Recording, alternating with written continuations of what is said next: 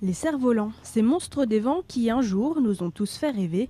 Le club de l'essentiel de Sens et la MJC Maison pour tous de Marigny-Sainte-Flavie les regroupent le temps d'un week-end.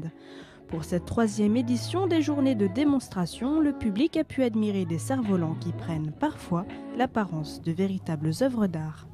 Le Nautilus, c'est 400 mètres carrés de toile, 7 km de couture, il fait 6,50 mètres de large, 4,50 mètres de haut et 20 mètres de long. Et puis depuis 3 ans, en fait, c'est le plus gros cerf-volant fabriqué en France.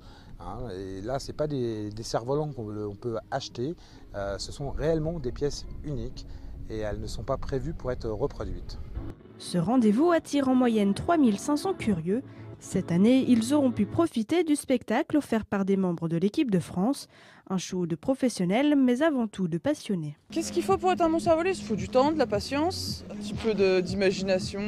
Déjà, c'est des souvenirs d'enfance, c'est une petite part de rêve qu'on peut toucher du bout du doigt de temps en temps quand on prend le cerf-volant. C'est s'amuser avec les copains aussi, c'est rencontrer de nouvelles personnes.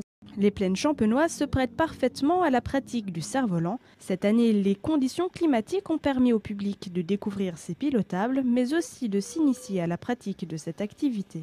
C'est amusant et même les petites, elles aiment bien. Enfin, j'ai 2 filles qui aiment bien donc les cerfs-volants et oui, c'est agréable. Sauf quand il y a des nœuds et qu'il y a quelqu'un qui vient nous embêter. Ah, c'est vraiment joli et puis on a des professionnels, des gens qui ont l'air d'être assez doués dans le domaine et vraiment c'est très joli.